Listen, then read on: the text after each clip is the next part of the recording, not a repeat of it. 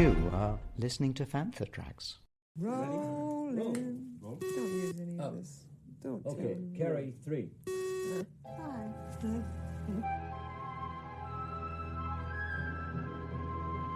They love you. You know. This is Princess Leia Organa. You're listening to Planet Leia. Permission is granted to land on Planet Leia. Brought to you by Fantha Tracks. Here are your hosts, Claire Henry and Johanna Nibielios. Hello there, welcome to Planet Leia, and you're joined by myself, Claire Henry, and my co-host, Johanna Lindén Nibelius. and no matter how many times I try to say it, I am never going to pronounce it like that. Yeah. So I'm not going to make it easier for you to trying to I know that. do Yeah, more I think- English sounding either, because no. I feel that, anybody listening to our podcast now is now tuned into both our accents. Let's go with the strong accents of a Northern Irish and a Swedish, and let's see how we go from there. So, did you get any Star Wars things for Christmas this year? No. No, neither did I. No, nothing Star Warsy. Living like with a husband and family who doesn't understand Star Wars at all. I mean, I'm stuck with, if I want something, I have to really say, I want this. I got one Star Wars quiz book as part of my Secret Santa from work, because they all know what I'm like. Yeah. But I didn't get anything at all. Usually I get something. No, wrong. 100%. Sorry, my dad, not that he's probably listening, but yes, my dad got me a desktop calendar, one of the rip-off, Yeah. a day, a page. And that's really good fun, because every day I rip it off and it tells me a little Star Wars fact about a character or a planet or a spaceship or a droid or whatever. So that's a nice present. No, but really, that was it. I would say Christmas was more like in an Indiana Jones way, because we were down with my husband's family, and his niece got the whole Indiana Jones Raiders of the Lost Ark, when he goes into the first scene, basically in the jungle temple. She got that as a Lego set, and she built it. It took her the whole time we were there to build it, and it's marvelous. And then, of course, we had to watch Indy. So I was more in an indie mode over Christmas. And we can say that's a kind of a Lucasfilm thing, can't we? So it's a tie-in. It's all the same, isn't it, in that sense? And it was a remarkable set. I mean, it was so fascinating with all the trapdoors and lightning Lego bricks, and it's all it was really fun. I have to say, any Lego set that I've built, they are so intricate, and how they make the things that they make to make it look like the things. I have Leia's spaceship. Sophie and I did that, and if you have a look on the YouTube channel, you have Sophie and I building it fast speed, and that took us a whole day and a half to do. I mean, I love A-Wings. And of course, when the A-Wing was released in the 1990s or maybe early 2000, of course, I get the A-Wing in Lego. And then they re-released a newer version, 10 years ago? And it's so interesting to have them side by side, because you really see how more detailed the newer version is with everything. On the other hand, as one who grew up with basically a lot of these generic Lego bricks, there's nothing special with it. They have built it from available bricks. And it looks like a Lego spaceship. Yes. Now they are very sleek. I mean, Sophie got the Friends Cafe Lego set. And again, it was, sleek, and it had all the bits and pieces in it too. But I did go skiing. I'm not going to lie. I did buy myself, as you say, if you're going to get Star Wars stuff, you've got to buy it yourself, haven't you? I bought myself and if you check out my Instagram, Irish Geek Girl, you can see it. I bought the Roku X-Wing pilot ski helmet. Oh, it's absolutely epic. I mean, it just looks the part. It's hilarious. And people who knew what it was all made a comment on it. That might even make me wear a helmet. Now, you should always wear a helmet when you should wear a helmet, Johanna, yes, but I'm going to say... Yes, I know. But I am brought up in the 1980s, when all you wanted to do was become big enough that you didn't need a crash helmet. But you should wear it. And I have had a crash helmet the last time I've gone skiing. But it's still I want to have a really cool cap instead of a helmet. You see, it is really funny, how it's all evolved over the years. Because I remember skiing with only a woolly hat on and my really trendy goggles. But this helmet is so comfortable, really light, and it looks absolutely epic with my Anon Star Wars goggles. But I did try to get the Columbia Red 5 goggles, and I was toying with it because it was $250. Yeah. So that was like £150 more than the helmet was. I will never quite forgive myself. In the end of the 1990s, I mean, we have a small mountain cabin. That's why I am brought up on skis.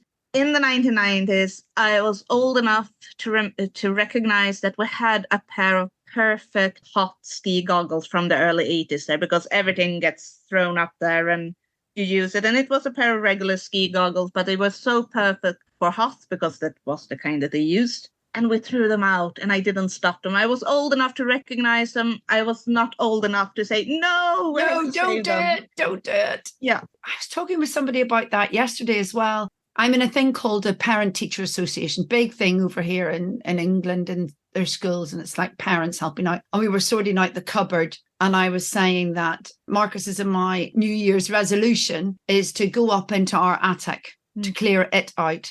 Now, I'm going to say probably a quarter of it is taken up with my Star Wars collection, and I'm really deciding what I'm going to do with it, because it just sits up there. So I have found a collector display shelves. I'm going to buy that, and I'm going to choose 60 of my figures that I want to display on it. And then that led to a conversation then about how one of the guys I was with said, yes, my parents threw out my brother's Star Wars, I think it was his brother's Star Wars collection, just took it to the tip and dumped it. And they now say, on hindsight, it was probably worth thousands. But you don't know those things now. So I'm really, really toying with the idea of what do I do with my collection? Because I do have lots of figures unboxed. In fact, all my figures unboxed. They were played with. Andrew Walker and I played with our Star Wars toys. But my ships, except for the Millennium Falcon, all have the original boxes. For me, it was quite easy when I decided that, no, I'm not going to be a general collector. I'm just going to buy very narrow scopes. So, I mean, today I just buy the costume space. If a figure comes out with a character or a costume that I really like, that's the only thing. And I mean, I know that there are people like collect all the figures and do all that, but I have a feeling even that now is kind of dying out from listening to people talking about the figures, Paul and Mark and Carl and Martin and stuff. It seems to me that even that is dying out now because Hasbro is the main people for it, and it's all repaints, not anything terribly exciting. It's not an investment. I mean, they're not going to be as valuable as the original toys were from the 70s. I mean, they are valuable because there were so few of them. People loved them, destroyed them while playing with them. You're not going to get a value from a figure they're out there in thousands getting just peg warmers. No. I can't see anybody really in 20 years' time saying, oh, I really can't wait to get that Black Series Christmas Stormtrooper.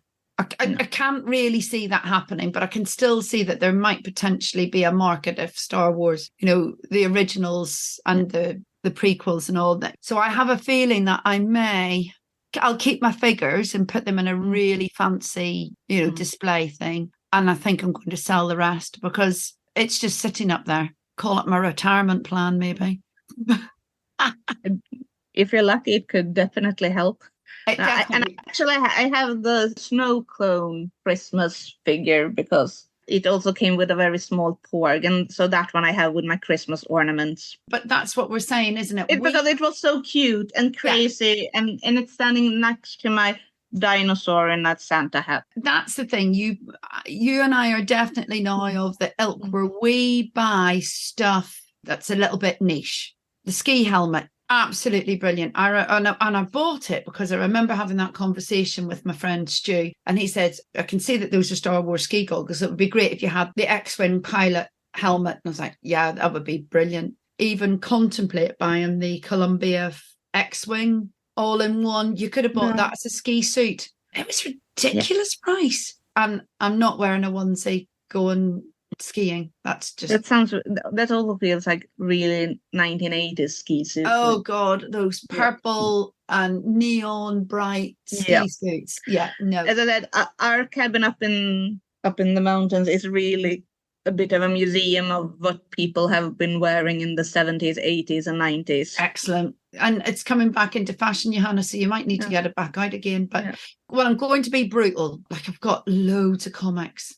I think I've got like the number 2 first comic ever printed. You know, I've got all that sort of stuff. So I really do need, and the first annual, Star Wars annual, I've definitely got that. I'm not going to lie, it's probably a bit battered, but even still. As you can see, we're already just blabbering about Star Wars, isn't it great? But when you're talking about comics, maybe that's a good way to segue into the topic that we're talking about today. Yeah, do you want to share with everybody what we're going to talk about today? Evil women in canon. My name is Ingrid Geiler. I played Princess Leia in Rogue One, and you're listening to Fantha Tracks. Last time we talked about evil women in the old legends, but now it's time to go on to more modern evil women, and that are out there in the galaxy. It's an interesting topic for me because it's really not something that I am 100%. I had to do a bit of delving, and some of them, are they evil or just misunderstood? And I think this is where we'll also see a difference from legends to the current canon. People are much more grey.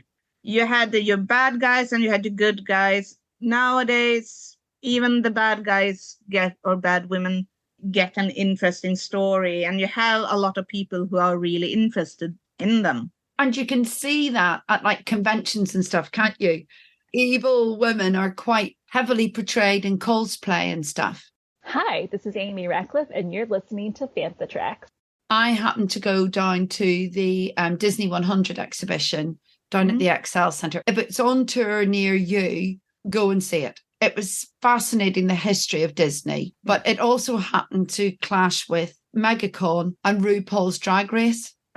So put cosplay and drag queens all together, and it makes a brilliant game, which is cosplay or drag queen. And sometimes it was a little bit hard to distinguish between the two. Where I was going with that is there were a lot of female baddies. I'll kick off with one, and it's from the new films, and that's Phasma. So there was an excellent Phasma. I think probably one of the most interesting characters in the new films. And Phasma was interesting because that was set up as evil woman, because most of the women that have taken place and become as bad guys are not in the films. It's in the comics and the novels, but here Phasma was made to be like a bad guy, and she was so big when it came to the marketing of the first films. Of course, then yes, she was also a bit disappointing, but they didn't know what to do with the character. It really annoyed me because she just became a bitter and twisted old menopausal woman by the end of it. Do you know what I mean? She could have been such a great character. And she was reduced to like just being the cool armor. Yes, and the armor was cool and she looked good. I attempted to read Phasma's book, but I got into the first couple of chapters of it. But that's also interesting here with Phasma is, of course, that among the cosplayers, there are quite a few men who do Phasma, since really she's in armor with a helmet on. You don't need to see the face. No one knows if it's a man or a woman. And I think that's still pretty interesting to like that men are okay with doing a character if it's a cool enough armor. She was clearly highly up in the ranks, wasn't she? Yeah.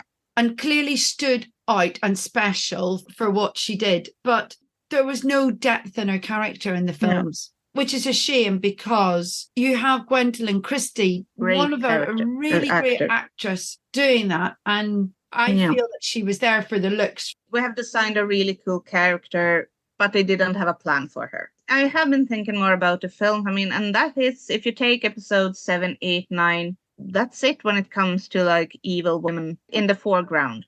You can see them in the background. Here's one we should move on to Kira. Kira in Solo. And I mean, there you have one who got really big.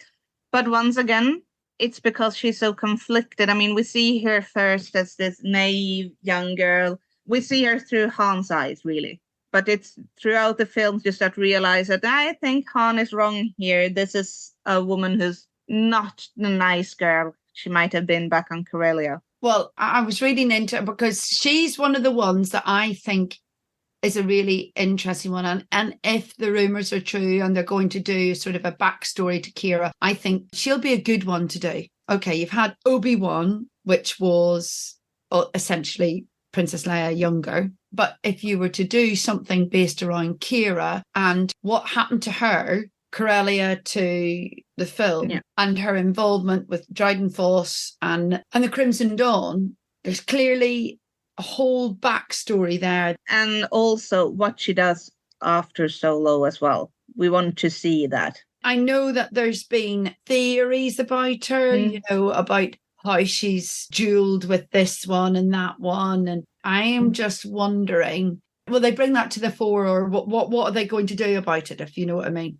I would say, though, if we're talking about if they would be able to make a good Kira story, it's how dark do they dare to go? You get the feeling that she has done some really dark things to get out of Corellia. And that's probably what, for us as quite older, mature adults, that's quite interesting to see a character who has to probably take some really bad choices and how she's transformed into this badass assassin that she is, but also ready to kill. I'm not sure they would like to go that dark. I mean, you have Andor and it's really dark, but it's still quite idealistic. You're ready to die for the ideal, for rebellion. Here would just be do whatever it takes to survive. Because at the minute, there's a big hoo-ha around drugs baroness, shall we call her, that has got a TV series or a film made about her. And it's gone dark because she was a very clever woman against a whole load of men. If you're going to do a Kira storyline, you need to base it on a drug boss. That's how I feel Kira should be portrayed. I don't care if she was trained by XYZ or anything like that. No. I want to see her in her ruthlessness. But and you definitely get a feeling that there's some kind of human trafficking involved as well. Absolutely. Absolutely. And that's where I'm talking, how dark do you want to go? Oh, I think you should go that dark. Yeah. I would be all up for that, because in Solo, as you say, it's a bit light-hearted isn't the word, skips over it.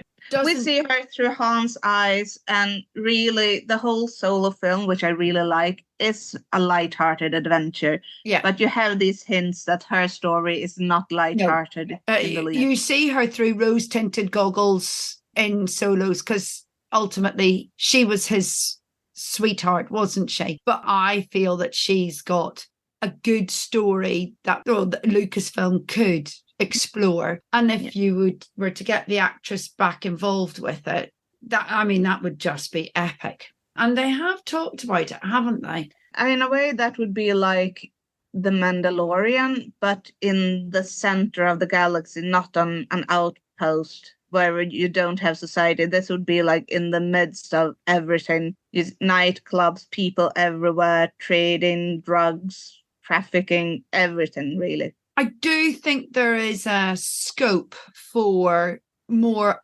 adult, if that makes sense. I know Star Wars was written for the 11-year-old child. I fully appreciate that. But I think a sophisticated audience would go for it. And if you could get Emilia Clarke on board to do it, that would be even better. I would say she's a good example of somebody who is a grey one. For everything in one location, daily news, reviews, interviews, podcasts, video, and social media feeds. Bookmark FanthaTracks.com for Star Wars news 24/7, 365.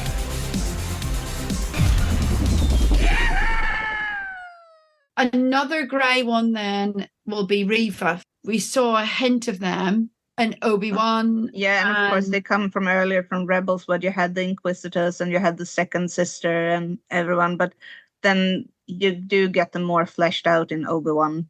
They look cool and lack substance. Here is, of course, a bit of a challenge to take a cool-looking cartoon character and turn it into something interesting. In the end, I mean, she was interesting in Obi-Wan, but she also was very predictable. Okay, so she wasn't really evil. She just wanted to have revenge. You can compare that really to Elspeth now in Ahsoka, who's much more interesting, because there you get an interesting story. And in a way, I'm wondering, is that because she was not a cartoon character first? You have the Night Sisters are cartoon characters, and I mean, we talked about them a bit, that you had the Legends Night Sisters, and now through the Clone Wars and into Ahsoka, they were transformed and brought into canon in quite a bit of different iteration, in that they are so much more powerful than they were in Legends with their magic, and they can raise the dead and do so many things. But from Ahsoka, we really take on that she was an interesting story. I would have loved to hear more why she was so obsessed with finding her sisters. It's almost like the writers are too scared to go that way. I feel they could. Don't be frightened of portraying women as evil, particularly in that one, because it does happen. And I think they don't have to be followers or, or anything like that. And once again, it's the grey characters. People are very rarely nowadays dark or evil. They are somewhere in between all of them.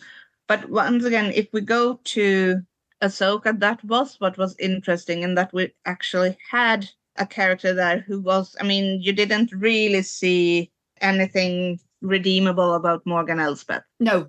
And she was interesting for it. And she wasn't bitter. She wasn't twisted. It wasn't revenge driven. She just was not a nice person.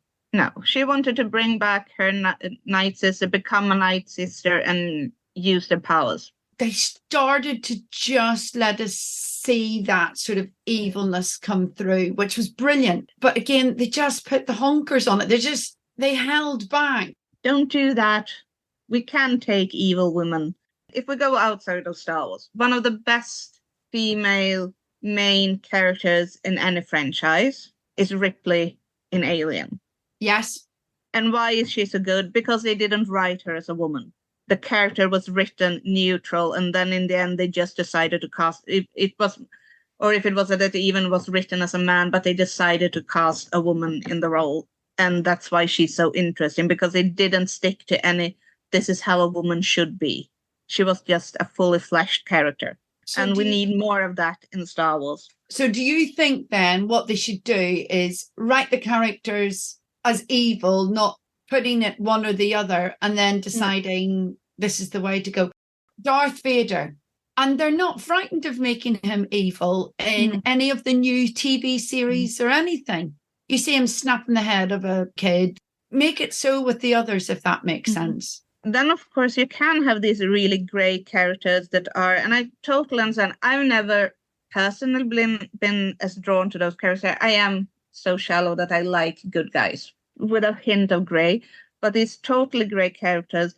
And of course, I totally understand that, like in a comic, you have a lot more possibilities to flesh out a character than if they have just a certain amount of set time on the screen or screen time. Because you do have another character, and she is a comic character, and that's Dr. Aphra, who's really more like when you're reading about her, it's like, okay, you need some therapy sessions, girl, more than anything.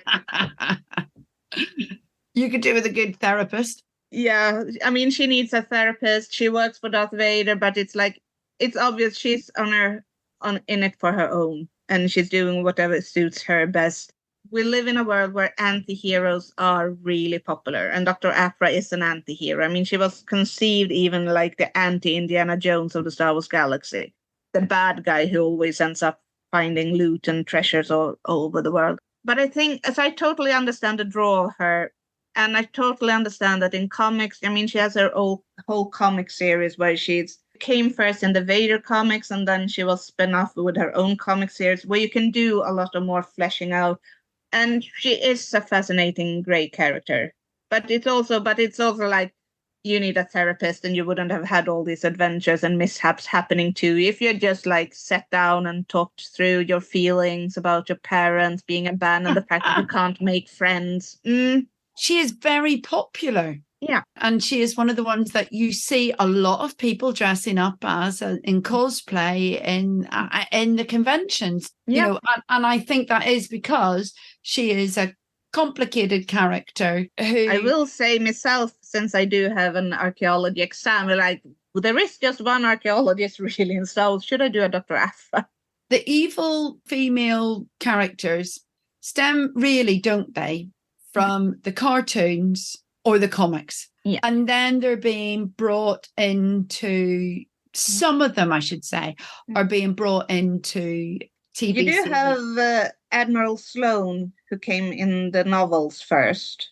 In the Aftermath series, wasn't that the first she one? was brilliant. Yeah, that's like, we talked in the last episode about how bad Admiral Dala was written. Sloane is, of course, the good version. This is how you write a good and interesting Imperial woman. Yeah, now you've said it. And I have read all the Aftermath trilogy. I know lots of people say that they didn't enjoy it and they didn't like it. But I kind of wanted to understand that time in between it to try and work it out. She was ambitious. No, okay. Was she evil because she was ambitious and all the rest of it? No, but she was ambitious in the Imperial thing. She wanted what she wanted. Yeah, I really enjoyed her as a character, actually. God, I forgot about her. Well done. I've completely forgotten about her. And there she's very similar then to Andor, where you have Deidre Miro, who's also like this ambitious, who's working within the framework of the Imperial rules, regulations. You should follow the rules, do what we say. But is she evil, or is she just working with what you're supposed to do when you're working with the Empire? Until we see the next series, I'm not sure. I think it will be very interesting to see how Deidre Miro ends up. Easy thing would be to make her, she was good in the end. She was good, really. She just was misplaced. But of course, this is Andor we're talking about. They have not taken the easy route out with the characters. And they are so grey. So it will be really interesting to see where she is in the final episode of Andor. Is she working within the framework and just doing as she told? No, I don't. I think she absolutely is completely full of their ideology. But is it because she's evil or because she's been brought up in it and she's found the Empire, it's safe, it's secure compared to the chaos of the last days of the Republic? She's ambitious. Yes. But being ambitious doesn't mean you're always evil. If we're going to take this out to like another franchise where I've always had a problem with that characterization of ambition and being evil, and that's Harry Potter. Especially in the films, as soon as you're put in Slytherin, you're evil. But no, the Slytherins are supposed to be ambitious, and that does not equal. One of my issues I have, it's not quite the same in the books, but in the films, it's like, yeah, you're evil, you're a Slytherin. No, you're supposed to be ambitious. And does that make you evil? Your beliefs make you evil. If you are a Sith or a part of the Inquisitors, I would say evil. It's in their philosophy, it's in their beliefs. They're not ambitious in that sense. They have a common goal and a common cause, and they believe in that. There's not necessarily, although I suppose when we were looking and when Reva took charge and they all got cross. Okay, so we're getting into the realms now, evil or ambitious. And of course, that's part of what makes this interesting. But if we want to generalize here, I think what we're saying is that on screen, there have been harder to get interesting, strong female evil women, but they have gotten quite a lot of space in the comics, in the novels. And we're still really waiting for the real bad guy. We had Morgan Elsbeth in Ahsoka, but she died.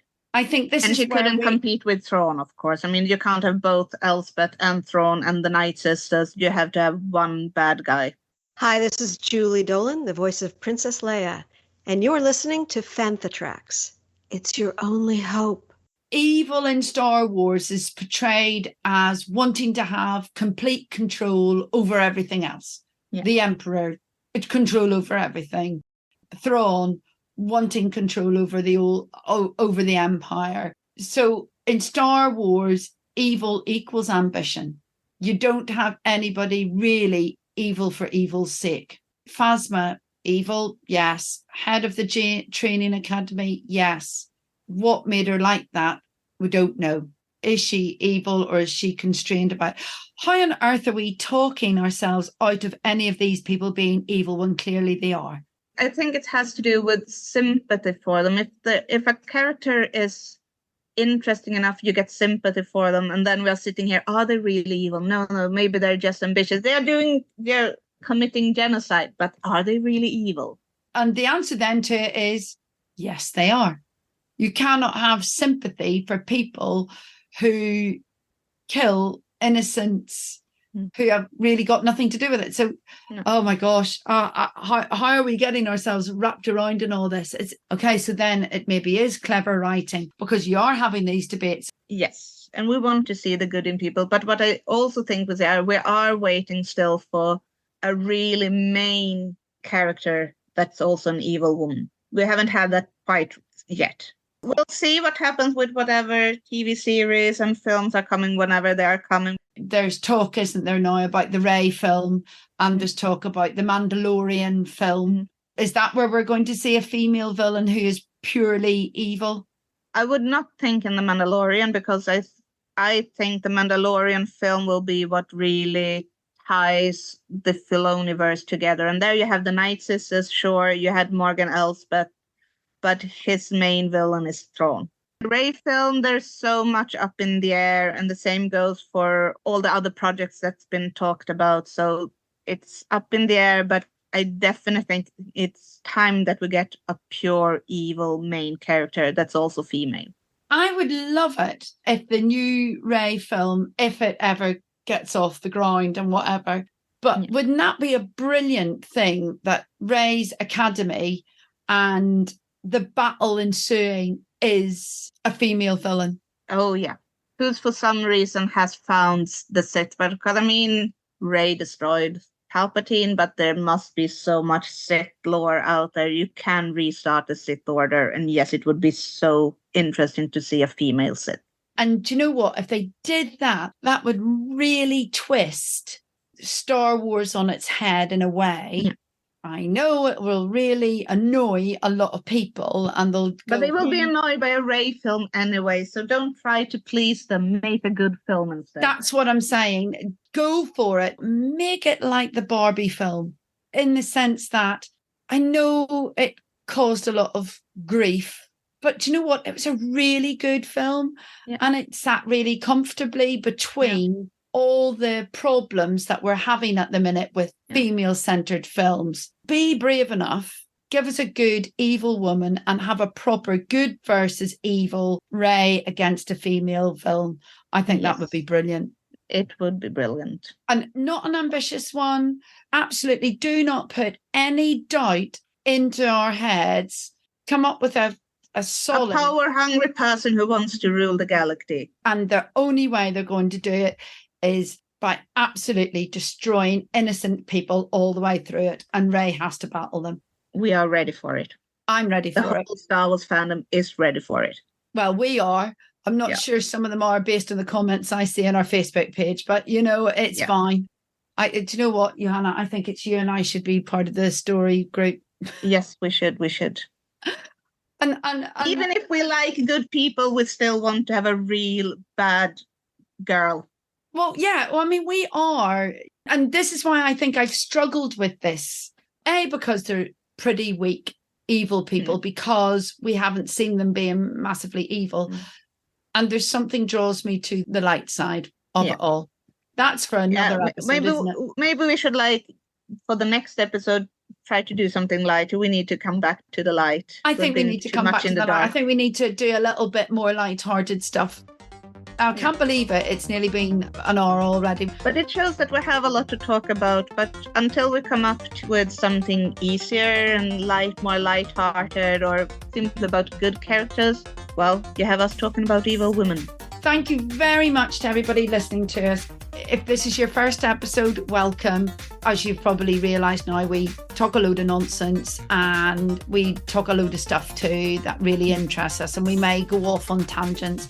If you're a follower of us, thank you very much for following us and listening to us again today, and letting us have the privilege of talking Star Wars. It's brilliant. Yeah. But, and of course, we would love to get some feedback what you would like us to talk about in the future. Yeah, message the Facebook or Instagram, or message us personally on our Instagram accounts if you can. Irish Geek Girl from me. And Bamdi Kullan. But for now, I'm going to hand over to my co-host to say thank you very much.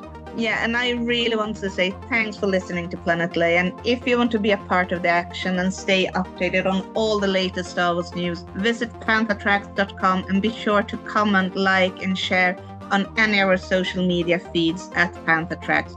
You can reach out to us and send in your listeners' question by emailing radio@panthertracks.com. Subscribe, leave a review, preferably a 5-star one, on Amazon Music, Audible, Apple Podcasts, Google Podcasts, Spotify, or your podcatcher or smart speaker of choice.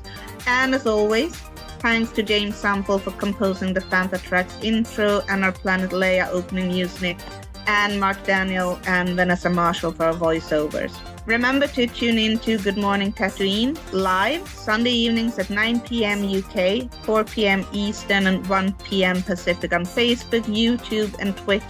And check out our Panther Tracks Radio Friday night rotation every Friday at 7 p.m. UK for new episodes of The Panther from Down Under, Planet Leia, Desert Planet Discs, Start Your Engines, Collecting Tracks, Cannon Fodder, and special episodes of Making Tracks. And every Tuesday at 7 p.m. UK time for your weekly episode of Making Tracks. Just to say thank you very much again for listening, and from myself and Johanna, we love you. You know. Coming up next on Panther Tracks Radio, it's Making Tracks.